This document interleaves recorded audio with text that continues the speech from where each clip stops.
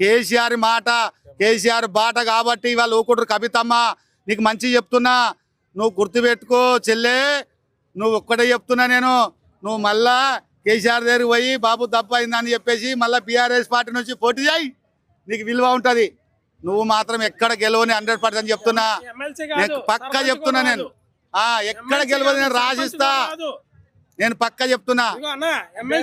సర్పంచ్ కూడా రాదు. ఒక మాట సార్, మన కేటీఆర్ గారు నన్ను అడగలేదు ఉండమని, నాకేమి చెప్పకుండా నాకు చెప్పబెట్టకుండా సస్పెండ్ చేశారు కాబట్టి నేను రాజీనామా చేసా, బయటకు వచ్చా.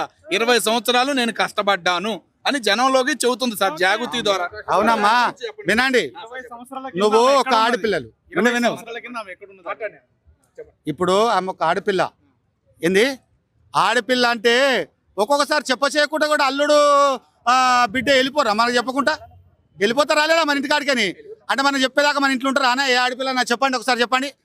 ఆడపిల్ల